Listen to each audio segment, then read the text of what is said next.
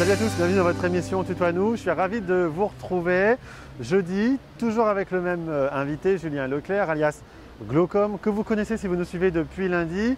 Il a 39 ans, il est passionné de photos, de choses un peu bizarres, vous allez voir. Il est aussi infirmier, il est formateur, bref, il a plein de facettes. On continue à le découvrir aujourd'hui et c'est au Musée des Beaux-Arts de Lille qu'il nous a donné rendez-vous. Il nous attend juste devant, il est là. Salut, je suis Julien Leclerc, j'ai 39 ans, je suis infirmier formateur, illustrateur et photographe. Je suis passionné de street art, d'urbex et de curiosité. Et mon hashtag c'est hashtag bien vivre ensemble. Bonjour Julien. Bonjour Noël. Ça va? Bien. Bon, on a changé de lieu aujourd'hui. Ouais, tout à fait. Palais des Beaux-Arts. Ouais. Tu nous expliqueras après pourquoi. Ouais, tu as tout à décidé fait. de venir. Mais du coup, aujourd'hui, on va s'intéresser au Julien et à sa facette illustrateur. C'est Ouais, ça? tout à Parce fait. que tu dessines aussi. Ouais, je dessine beaucoup, ouais. Tu dessines quoi? Je dessine essentiellement des petits personnages avec des gros yeux, sans nez, voilà, qui sont plongés dans un univers un peu de pop culture qui m'inspire beaucoup.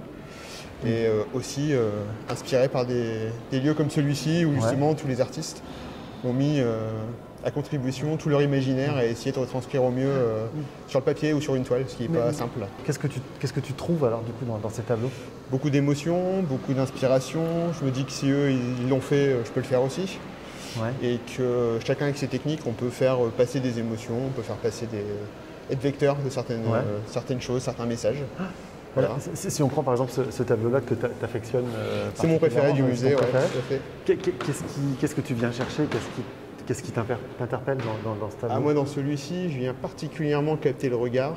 Parce que je trouve que Goya, justement, au niveau d'une de ses vieilles, a parfaitement réussi à faire transparaître la réalité du visage du sujet âgé. Et j'en ai côtoyé beaucoup dans mon métier. Et je trouve que ce regard chargé d'histoire, chargé d'émotion, veut dire beaucoup. Et je reconnais une partie de moi dans ce... Et alors, les illustrations que tu fais, que tu dessines, ça te sert à quoi concrètement? Tu illustres des livres? T'es interpellé pour faire de l'illustration? Ouais, par exemple je peux faire des logos, je peux faire des faire-part, je peux faire simplement des dessins qui vont permettre de symboliser un remerciement, qui vont permettre de symboliser un événement, qui vont permettre... voilà. Et j'essaye justement, avec ce que les gens me racontent de leur vie, du message qu'ils veulent faire passer, j'essaye de tout transcrire par un dessin. D'accord. Voilà, ça après c'est mon job. Il y a beaucoup de recherches, beaucoup de croquis. Je peux toujours avec mon carnet, dès que je peux être inspiré. Et toujours à la main? Parce que maintenant, il y a les tablettes, etc. Toujours à la main. Toujours à la main avec la petite gomme? Entièrement à la main, avec les traces de crayon et les traces de gomme qui vont avec. C'est ce qui donne la richesse au dessin? Pour moi, oui. Ouais. Quand est-ce que tu trouves le temps de dessiner? Parce que entre ton job d'infirmier, de formateur, ce cabinet des curiosités, la photo, maintenant le dessin, comment tu fais? Quand on veut, on peut. C'est vrai, tu te balades toujours avec ta... Moi, ça fait partie de mon repos. Je m'apaise l'esprit. Donc c'est comme si je faisais un beau rêve au final. Je le transcris. Tu as des idées qui peuvent te venir comme ça? Ah ouais, complètement. Là, par exemple, on parle, tu as des idées qui peuvent te venir? Ouais, je peux. Et tout de suite, tu notes. Je note. Dès que j'ai quelque chose qui me fait écho, je le note. Et puis quand j'ai un peu de temps, sur mon carnet de croquis, je commence à faire des esquisses. D'accord. Après, ça devient un plus grand dessin, généralement. On a hâte de voir ce que tu nous montreras. Ouais, bien sûr. C'est top, parfait. Tu connais l'émission, chaque jour tu nous présentes un coup de cœur. Tu as choisi qui aujourd'hui? Là, un gros coup de cœur, c'est ma petite sœur. Ah, voilà. Les histoires de famille. Ma petite sœur qui est aussi illustratrice, qui est psychologue, d'accord, qui est très engagée dans la lutte contre la mucoviscidose de par son métier et qui est également illustratrice, mais elle qui fait du numérique justement. D'accord. Donc deux visions, deux mondes, deux complètement regards. différentes, mais avec beaucoup de points communs, beaucoup de valeurs, beaucoup de choses à faire, des messages à faire passer. Ouais. Et qui s'appelle? Eugénie. Eugénie. Et donc c'est à Eugénie. Hello, je m'appelle Eugénie Froment, j'ai 31 ans, je suis psychologue et illustratrice. J'aime mes amis et ma famille et mon hashtag c'est Eugénie Illustration.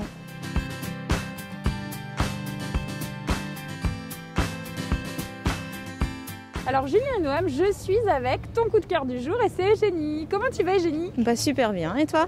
Très très bien, c'est sympa de se voir. Bon, il pleut pas donc non, on a de la chance. Tout va bien. Alors dis-moi, comment tu connais Julien? Écoute, depuis toujours, parce qu'il se trouve que Julien, c'est mon grand frère. Ah, c'est ça. Donc du coup, ce qui est génial, c'est que tu vas pouvoir nous en dire un peu plus sur lui. Il est comment, Julien? dans l'intimité? Je suis pas trop à plaindre parce que ça a toujours été un super grand frère. Là, elle faillotte. Non, mais là, c'est parce que tu sais qu'il est là. Non, Bon, bah, quoique. C'est vrai qu'il va regarder, je pense. Mais non, sincèrement, un grand frère très au soin pour moi, toujours à l'écoute. Et c'est peut-être ce qui m'a permis d'évoluer comme je suis aujourd'hui, je pense. Et alors, vous avez combien de différence? Il a 8 ans de plus quand même. Hein. Ah ouais, donc c'est vraiment le grand frère, quoi. Un très grand frère. Protecteur et tout, il était comme ça? Ça a été plus long que ça quand même parce que j'étais toute petite pour lui, donc il a fallu que je grandisse. Mais depuis qu'on est à l'âge adulte, c'est vraiment sympa parce que on partage plein de choses maintenant. Ouais, avant tu le saoulais un peu, quoi. Tu faisais du bruit. C'est ça, j'étais genre la chieuse qui allait frapper à la porte toutes les 2 minutes de sa chambre. Et lui, c'était celui qui repoussait la petite sœur. Ah ouais. Mais ça s'est bien terminé. Bon, c'est bien. Mais c'est vrai que plus on grandit en général, plus on arrive à trouver des affinités. Et maintenant, on partage plein de choses. Et alors justement, pourquoi il t'a choisi en tant que coup de cœur? Dans les choses que l'on partage, il y a notamment le soin, puisque on est tous les deux dans les milieux hospitaliers. Lui plutôt du côté des soins infirmiers et moi psychologue depuis 10 ans maintenant. Ah oui, alors c'est quel public que tu touches en tant que psychologue? Je m'occupe quasiment que des enfants. Et surtout ceux atteints de pathologies chroniques, donc particulièrement la mucoviscidose, c'est vraiment la grande partie de mon travail. Et dans ce cadre-là, je vois des tout petits, donc vraiment des nourrissons jusqu'à l'âge adulte. Ah d'accord, voilà. Ça doit pas être évident quand même ce genre de métier. C'est vrai, donc mon rôle c'est vraiment d'apporter vraiment du positif dans tout ça. Et je trouve que le dessin, c'est une belle façon d'égayer déjà la vie de tout le monde. Alors justement, tu parles de dessin parce que tu fais autre chose aussi à côté. Et ça, c'est un peu le confinement qui t'a mis dedans. Tout à fait, oui. En fait, j'ai été obligée d'officialiser les choses. Je dessine depuis toujours. Mais depuis le confinement, c'est vrai que ça a pris une ampleur que je n'attendais pas forcément. J'ai dessiné pour les collègues à l'hôpital puisque c'est une période bien particulière, malgré tout, difficile pour tout le monde. Et donc, c'est une façon de les remercier. Donc, j'ai fait un premier dessin dans lequel je représente l'hôpital et tous les intervenants, qu'ils soient soignants, administratifs ou les agents d'entretien. Voilà, c'était pour faire plaisir à tout le monde. Et alors c'est quel genre de dessin? Donc c'est un dessin, un espèce de portrait, on va dire familial, où tout le monde est uni et regarde dans la même direction. L'idée c'était vraiment de les remercier. C'est un message hyper positif en fait, quand tu dis familial, uni, regarder dans la même direction. C'est vraiment tout ce que tu as envie d'apporter. C'est les valeurs que j'ai envie de défendre, c'est ce que je fais tous les jours déjà dans mon métier de psychologue. Et à travers le dessin, c'est ce que j'essaye aussi d'apporter. Et alors le dessin, c'est une caricature, c'est au fusain, c'est comment? Alors en fait, je travaille sur une tablette graphique et c'est plutôt un style cartoon. En tout cas, c'est l'idée que j'essaye de travailler. Et puis en allant un petit peu, je progresse aussi dans mon propre dessin. Alors, comment tu progresses? C'est-à-dire que tu évolues et tu recherches des infos sur les personnes, c'est ça? Oui, tout à fait. En fait, à la toute base, j'ai besoin simplement de quelques photos et puis de descriptions. Les gens me disent par exemple c'est quelqu'un de très introverti ou au contraire de très extraverti et j'essaie de le retranscrire dans mes dessins. Ouais, dis donc, on a envie d'en savoir un peu plus. Alors Julien, Noam, vous restez avec nous. Alors Julien, tu sais forcément, tu la connais, mais nous on a envie vraiment d'en savoir encore plus avec toi, Eugénie.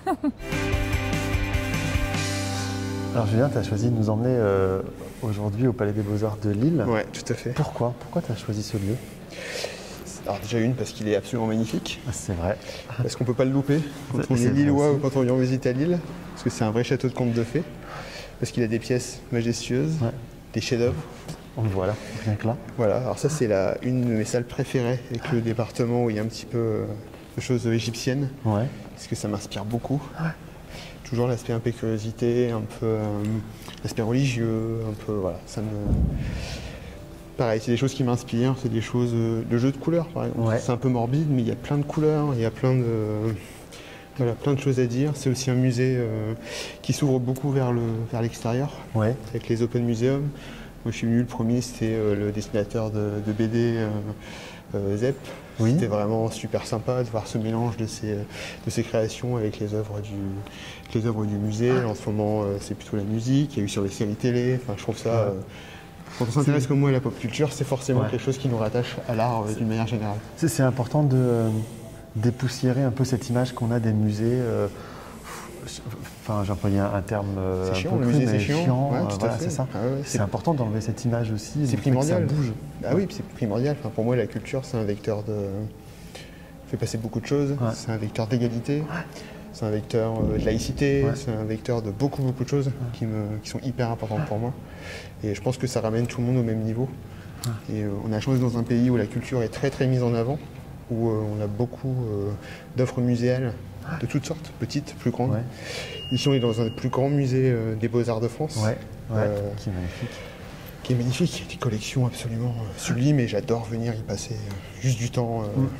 Voilà. Mais comment on peut faire en sorte que les jeunes, enfin toi tu n'as pas encore 40 ans, moi non plus, comment on peut faire en sorte qu'ils viennent, qu'ils poussent la porte du musée et qu'ils viennent s'intéresser à toutes ces œuvres, enfin c'est les témoins du passé aussi, c'est notre histoire. Comment on peut faire pour qu'ils poussent les portes? Je pense qu'il y a beaucoup de pédagogie, il y a beaucoup d'accompagnement aussi par les instituteurs, par les professeurs qui font un énorme travail. Je pense qu'il ne faut pas rendre, on parlait de chiant tout à l'heure, il faut rendre la chose accessible, il faut autant que possible vulgariser. Je pense que c'est en faisant ça qu'on va arriver à refaire venir toutes les générations au musée. Et je pense que c'est aussi bien de voir les choses derrière son écran d'ordinateur, mais c'est aussi magnifique de les voir en vrai. Mais justement, tout à l'heure, on a parlé du numérique toute cette semaine. Est-ce que le numérique ne pourrait pas être aussi au service du coup des musées finalement? Il y a déjà des musées qui tentent des approches avec le numérique. Il peut y avoir des visites virtuelles par exemple, il y a beaucoup de musées qui sont accessibles. Ça permet à tout le monde de profiter des œuvres, de profiter de la culture. Et on était à Saint-Quentin en début de semaine. À Saint-Quentin, il y a aussi des superbes musées. À Lille, il y a de superbes musées. Et je pense que partout dans la région. Partout dans la région. Et je pense qu'on a cette chance d'être dans une région avec cette offre culturelle qui est très diversifiée, contrairement à ce qu'on pourrait croire. Et je pense qu'il faut la mettre en avant, la valoriser et y faire venir toutes les générations. On continue d'en parler tout à l'heure, parce que c'est hyper intéressant cette discussion, mais comme depuis le début de semaine avec toi. Mais on retourne voir notre invité du jour, qui n'est autre que ma petite sœur Eugénie. On le rappelle encore une fois. Et c'est le moment de « Et dans 10 ans ». Comment tu te vois? Tiens, comment elle se voit, Eugénie, dans 10 ans? Il faut lui demander. On lui demande.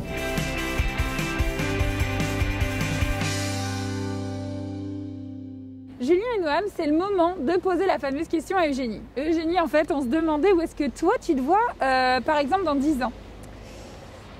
Bonne question, mais bon, je pense qu'en étant psychologue, travaillant à l'hôpital, j'imagine que j'y serai encore et avec plaisir d'ailleurs. C'est quelque chose que tu fais vraiment avec passion? Tu as toujours fait ce métier-là? Oui, depuis toujours. J'ai quitté la fac et tout de suite, j'ai commencé à travailler. Et c'est ce que je voulais faire depuis toute petite déjà, oui. Ouais. Donc j'espère que je continuerai bien à travailler de cette manière-là auprès de mes petits patients. Et puis de continuer à dessiner, toujours un peu plus d'ailleurs. Alors du coup c'est vrai parce qu'on disait c'est l'envie qui t'a donné, le confinement qui t'a donné en tout cas l'envie de faire ça. Tu penses un jour réussir justement à lier les deux? C'est vraiment l'ambition que j'espère développer et mettre au point rapidement. Parce que le dessin, malgré tout, pour moi, dans mon travail de psychologue, c'est déjà un bon support pour pouvoir discuter, échanger, notamment avec les plus petits. Oui, parce qu'ils ne peuvent pas forcément écrire, dire... Non, et puis ils ont des fois du mal à verbaliser ce qu'ils ressentent. Donc les émotions, c'est pas toujours facile de les nommer. Mais à travers un dessin, une image, c'est vrai que pour eux, c'est beaucoup plus simple.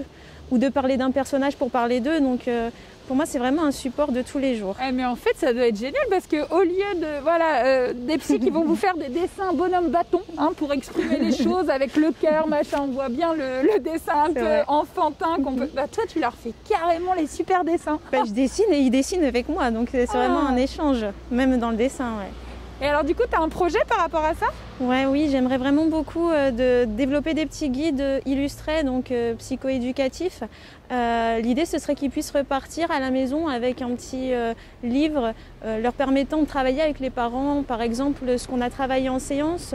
J'imagine par exemple des patients qui ont des difficultés à acquérir la propreté.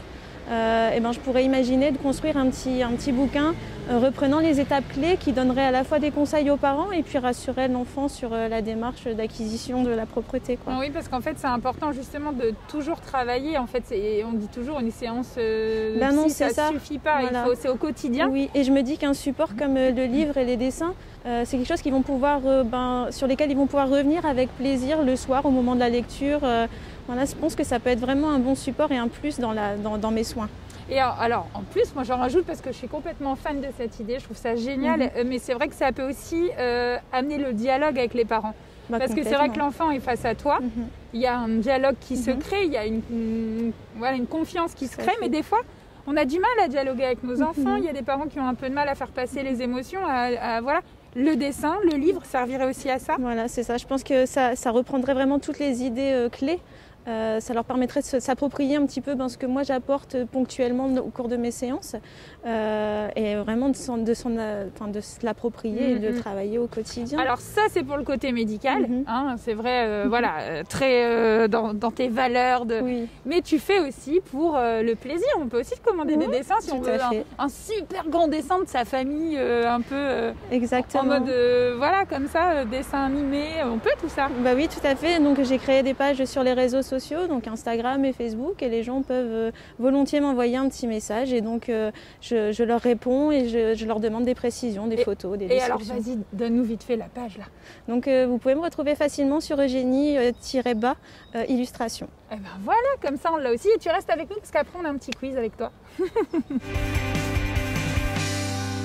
Bon, ça fait une petite pause. Ouais, ça fait du bien. Ça fait du bien parce que... Envie d'un café. Il faut marcher dans le musée quand même. Oui, c'est très vaste. Et c'est plutôt bien en même temps parce qu'on discutait un peu de confinement, de période un peu anxiogène, etc. Tout à fait. Et ce musée, en fait, c'est hyper ouvert, donc il n'est pas du tout anxiogène, tout à fait. C'est plein de couleurs, l'architecture est belle, elle est riche, c'est aéré, c'est aérien aussi dans la mise en scène. On peut boire un café, tranquillement. On est tranquille, c'est hyper agréable, on est bien reçu. Non, c'est vraiment agréable. Ça, c'est un sujet que tu voulais évoquer du coup avec nous aussi, la place de la culture en ce moment, l'importance de l'aider, la culture. C'est hyper important. En ce moment, on est en train de vivre une période complètement trouble où plusieurs univers, l'hôtellerie, la culture se retrouvent frappés de plein fouet. Et c'est vrai que pendant la période du confinement, moi je l'ai bien vu, j'ai dessiné beaucoup plus. Ouais. Alors j'ai pas pu faire de photos, par contre j'ai compensé avec le dessin. Et c'est vrai que je me suis mis à me redire à quel point la culture pouvait permettre de s'évader. Ouais. Le cinéma, les choses comme ça. Alors je pense qu'il faut continuer, essayer en tout cas, de continuer à aider le monde de la culture, ne pas s'enfermer, respecter les gestes barrières. Ouais. On peut avoir une vie quasiment normale en respectant les consignes sanitaires. Et d'ailleurs, c'est ce qu'on fait depuis, depuis ce matin. Tout à fait. Enfin, en tout cas, depuis lundi aussi, sur les émissions. Et je pense vraiment que la culture, c'est un échappatoire en cette période. Ouais. C'est ce qui nous remet tous au même niveau. Ouais. Et je pense qu'il faut vraiment aider les artistes qui essaient. Il est hyper important de promouvoir ce qui est fait par les artistes, de continuer à les soutenir, d'acheter des œuvres de street artistes ou de choses comme ça, par exemple, parce que c'est vraiment... c'est ça qui les fait vivre et qui va les aider à tenir jusqu'à une période moins trouble. Si tu avais un message à faire passer aux jeunes, aux personnes qui nous regardent, ce serait celui-là, continuer à acheter des œuvres, des CD, de la musique. C'est ça. Si vous avez un livre à acheter, allez plutôt chez le libraire du coin. Ouais. Si vous avez une œuvre à acheter de street art, contactez plutôt l'auteur directement. Voilà, c'est plutôt ça. Continuez à visiter les musées, continuez à faire vivre cette vie culturelle qui est quand même vraiment, je trouve moi, un point français très très probant. Complètement, ça fait partie de la culture française. Donc il faut la défendre et il faut la soutenir. Complètement. Surtout en ce moment où on ne sait pas les semaines qui arrivent, comment elles vont se dérouler. Donc c'est important de prendre conscience de ça. Et quel que soit l'âge. Voilà. Quel que soit l'âge, tout à fait. Ça c'est hyper important. On va bientôt rejoindre encore une fois ta petite sœur, qu'on adore, Emma l'adore. Parce que ça va être l'heure du quiz. Mais justement, je vais te poser une question, toi aussi tu auras ton petit quiz. Ouais. Si tu devais nous donner un spot dans la région, un endroit où tu aimes bien aller, ce serait où pour te retrouver? Alors moi, personnellement, je pense que mon lieu préféré de tous les Hauts-de-France, c'est le Bois de Cise. C'est juste à côté de Oltornival. Ouais. C'est une espèce de petite vallée remplie de petites villas années 20. Avec une toute petite plage. Et quand on monte un peu plus haut, il y a le sentier des douaniers qui va vous amener vers Mers-les-Bains, etc. Je trouve que c'est un point de vue juste magique. Bon, alors on ira faire un petit tour. Voilà, on vous invite à y aller. Du coup, tu la connais bien, ta petite sœur, j'imagine. Ouais. Très très bien. Très bien, ouais. Parce que là, il y a un quiz qui arrive et peut-être que tu vas apprendre à la connaître encore mieux. Elle va encore me surprendre. C'est vrai, elle te surprend souvent? Ouais, souvent. Allez, c'est l'heure du quiz.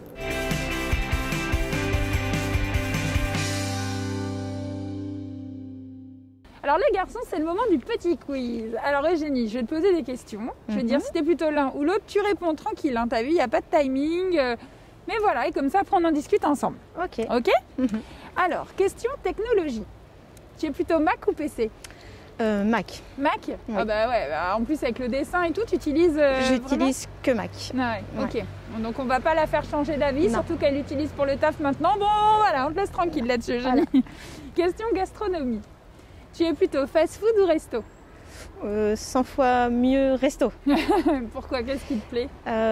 Parce qu'on peut y manger un bon burger, par exemple. Non, le côté très local, nous, sur Dunkerque, ça se développe beaucoup. Les restos qui utilisent que des produits du coin. Et ça, j'adore. Ouais. Ils font travailler les petits producteurs. Et ben, c'est ça. Ok. Question maintenant loisir. Tu es plutôt YouTube ou jeux vidéo? YouTube. Alors, qu'est-ce que tu vas voir? Le dernier truc que tu as été voir? Aucune console. Eh ben, ça fait longtemps parce que là, avec le confinement, ça fait longtemps que je suis pas. Ouais. Ouais. Mais c'est surtout quoi? Des dessins? Tu vas t'inspirer de tout ça ou tu vas plutôt aller écouter de la musique? La musique. Ouais. La musique. Bah, Ça, on va tous les enchaîner jours. avec la question musique alors. Vas-y. T'es plutôt musique française ou internationale? Française. Alors le dernier truc là que t'as entendu dans la voiture, une chanson que t'as en tête? Benoît oui. Eh ben vas-y, on t'écoute. Oh non. Ah si, Ah non. ah, si Julien, il attend, il nous a dit faut à tout c'est prix pas la faire chanter. Non, vraiment. Oui, il nous l'a dit aussi qu'il Ouais, savait mais- pas chanter, mais C'est parce non, qu'il je t'a fait une plaisante. démonstration. Bon, on n'aura pas quelques notes? Ah non. Oh là Non, là, j'aurais essayé, hein, Julien. Question transport. Tu Oui. es plutôt voiture ou vélo? Ah bah ça dépend ce que j'ai prévu. Dans la vie de tous les jours, je suis presque obligée, c'est pas beau de dire ça, d'utiliser ma voiture. Mais en famille, c'est vélo. C'est vélo? Il y a Ouais. beaucoup de balades. Ah mais tout est fait sur Dunkerque pour qu'on puisse utiliser les véloroutes comme ils appellent ça. Et donc on peut aller jusqu'en Belgique en vélo. Donc c'est parfait. Nous, on aime bien entendre ça. Alors là maintenant, si je pouvais te demander, si tu pouvais être là dans un endroit, dans un lieu dans les Hauts-de-France que tu aimes vraiment ou qui te raccroche à ce lieu, ce serait où? Audrecel. Où tu m'as dit? À Audrecel. À Audrecel, Ouais, du d'accord. côté de Boulogne, Ouais, près des falaises, sur les rochers, c'est magnifique. pour se balader. C'est un petit coin de paradis, oui. Et je dis toujours à mon mari que je voudrais y finir ma vie, mais il me dit que c'est vraiment pas pratique Pas parce que pour les sauter commerces la sont falaise, quand Non, même, hein. Non, mais parce que là, pour tu vas nous vieillir. faire peur. juste pour vieillir. Mais il y a peu de commerce à proximité, donc il me dit ça sera pas en phase, mais donc pourquoi pas à moyen long terme. Ouais. Bon, après, tu peux dire aussi à ton mari de créer les commerces dans le coin. Ouais, et c'est puis vrai. comme ça, d'ici là, tu as bien le temps pour pouvoir finir ta vie là-bas. D'ici là, il y aura les commerces. Bah, ok, bah écoute, j'irai faire un tour en tout cas. Tu Ah m'as bah. donné l'envie d'y aller. Avec Merci plaisir. Jenny d'avoir été avec nous. Merci à toi. Bon, on arrive à la fin, Julien. Ouais. Ça y est. T'as Ça vu, y je est. t'avais dit qu'on apprendrait des petites choses sur ta sœur. Ouais. Voilà, c'est fait. Ça me surprend toujours. Tu vas pouvoir discuter avec elle maintenant. C'est ça, encore. Exactement. Bon, tu nous emmènes où demain? À la Citadelle, au parc de la Citadelle de Lille. Ok. Alors, on change de décor. Hein. Complètement. Changement de décor, changement d'ambiance. J'espère qu'il va faire beau. Ouais, Quoi qu'il fait toujours beau chez nous en même temps. pas de raison. Bon, merci beaucoup Merci à vous. encore une fois. Et puis on se retrouve demain, du coup, même heure, 16h30. Et on sera donc à la Citadelle de Lille. Et n'oubliez pas, bien évidemment, que si vous n'avez pas vu nos émissions, vous pouvez les revoir sur weo.fr dans la rubrique émissions. L'émission s'appelle Tutoie-nous. À demain. À demain. À demain.